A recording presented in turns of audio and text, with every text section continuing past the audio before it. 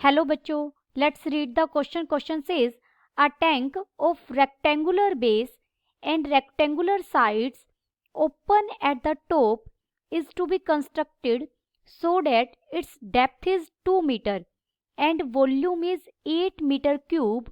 If building of the tank cost rupees 70 per square meter for the base and rupee 45 per square meter for the sides, what is the cost of least expensive tank? हमें cost को minimise करना है. Cost कब कम होगी? जब हमारा area minimise होगा. First we see the key concept. जब भी हमें किसी फंक्शन को मैक्सिमाइज या मिनिमाइज करना हो तो हम उसकी क्रिटिकल पॉइंट फाइंड आउट करते हैं और सेकेंड डेरिवेटिव टेस्ट यूज करते हैं. सेकेंड डेरिवेटिव टेस्ट में हम गिवन फंक्शन का सेकेंड डेरिवेटिव फाइंड आउट करेंगे. अगर वो ग्रेटर देन 0 मिलता है at x is equal to A, जहाँ x is equal to A हमारा क्रिटिकल पॉइंट होगा. क्रिटिकल पॉइंट हम कैसे फाइंड आउट करते हैं? फंक्शन के डेरिवेटिव को, फर्स्ट डेरिवेटिव को इक्वल टू 0 रखने से जो हमें x की वैल्यूज मिलेंगी वो हमारे क्रिटिकल पॉइंट्स बनेगी. अगर f double dash x greater than 0 आई इन क्रिटिकल पॉइंट पर, this implies fx is minimum at x is equal to a and f double dash x अगर आपको लेस देन 0 मिले at x is equal to a, this implies fx is maximum at x is equal to a. Let L, B, H be the length, breadth and height of the tank respectively. यानी हमने h को क्या माना है? Length माना है. ये हम लेंथ ले सकते हैं L, ये ब्रेड्थ है हमारी B और हाइट क्या है? इसे हाइट भी कह सकते हैं, डेप्थ भी कह सकते हैं. ये h हाइट है हमारी. गिवन हाइट हमें कितनी गिवन है? 2 metre. h is equal to 2 metre. Volume of tank, volume of tank क्या गिवन है हमें? 8 मीटर क्यूब.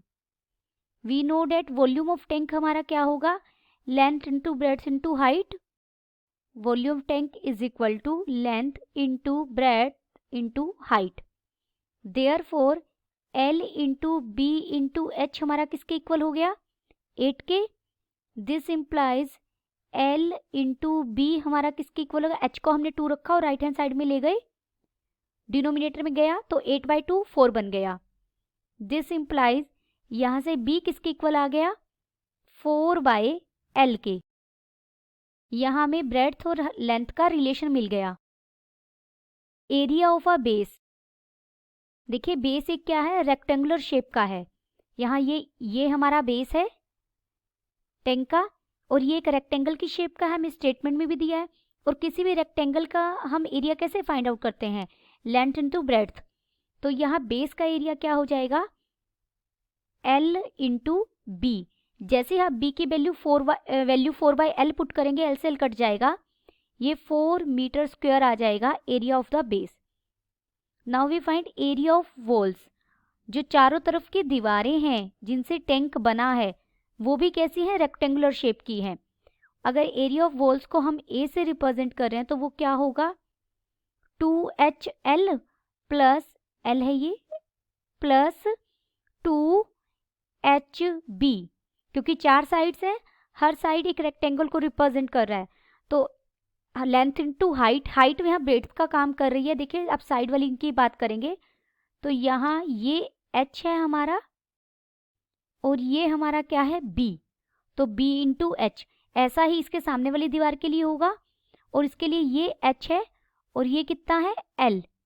इस फेस के लिए और इसके अपोजिट फेस के लिए चारों को हमने ऐड कर दिया तो ये बन गया 2HL प्लस 2HB।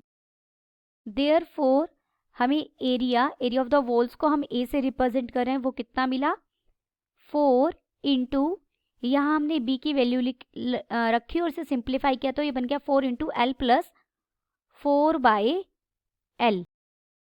अब यहाँ हम फर्स्ट डेरिवेटिव फाइंड आउट करेंगे। सबसे पहले हमें क्रिटिकल पॉइंट चाहिए, उसके लिए हम फर्स्ट डेरिवेटिव करेंगे with respect to L। This is equal to 4 into L को डिफ्रेंशिएट करेंगे, एल के रिस्पेक्ट में तो 1 मिलेगा, प्लस ये हो जाएगा प्लस और जब हम एल रेज टू पावर -1 का डेरिवेटिव करेंगे तो माइनस आएगा, तो ये माइनस बन जाएगा 4/L² हो जाएगा। ये 4 मैक्सिमम और minimum values of A V must have dA/dL is equal to 0. This implies 4 into 1 minus 4/L² किसके इक्वल होगा 0 के इक्वल होगा। This implies यहाँ से हम L के लिए सोल्व करेंगे तो L हमें क्या मिला +-2। लेकिन लेंथ की, ये तो टैंक की लेंथ है, लेंथ कभी भी नेगेटिव नहीं हो सकती। However, length cannot be negative, thus L क्या हो जाएगा हमारा 2 मीटर। L मिलते ही हम B फाइंड आउट कर सकते हैं क्योंकि हमारे पास B और L के बीच में रिलेशन था 4/2 metre. This is equal to 2 metre. Now d²A/dL² find out करेंगे। दिस इज इक्वल टू, देखिए 4 बाहर था, 1 का डेरिवेटिव क्या हो जाएगा 0, -4 और L रेज टू पावर -2 का डेरिवेटिव करेंगे तो -2/L³ बन जाएगा ये। This is equal to 32/L³ which is greater than 0 at L is equal to 2। अगर L को आप यहाँ 2 रखेंगे तो इसकी वैल्यू क्या आएगी, पॉजिटिव आएगी, ग्रेटर देन 0 रहेगा। This area is minimum when L is equal to 2 metre. We have L is equal to B is equal to H is equal to 2 metre. हमें तीनों की लेंथ, ब्रेड्थ और height तीनों क्या मिले हैं 2 मीटर मिले हैं। Therefore cost of building the base, क्योंकि बेस के लिए हमारे पास जो कॉस्ट है वो डिफरेंट है और 4 वॉल्स के लिए डिफरेंट है, तो हम पहले बेस के लिए फाइंड आउट करेंगे। बेस के लिए कितना है ₹70 1 स्क्वायर मीटर के लिए, और टोटल स्क्वायर मीटर हमारा कितना है LB, बेस यही था, तो टोटल कॉस्ट कितनी आ जाएगी ₹70 मल्टीप्लाइड L इंटू B की वैल्यू रखेंगे 2 इंटू 2, तो हमें ये कॉस्ट मिल जाएगी ₹280। Cost of building the walls, अब हम वॉल्स को बनाने की कॉस्ट फाइंड आउट करेंगे।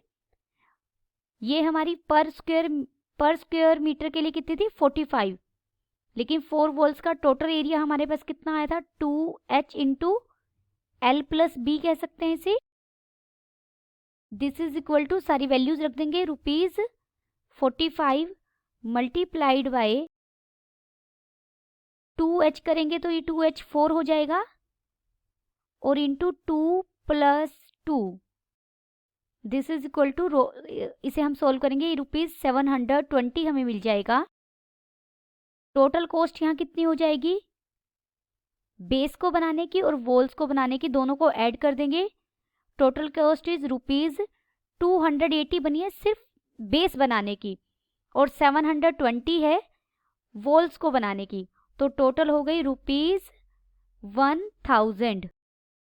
Hence, total cost of tank will be rupees 1000.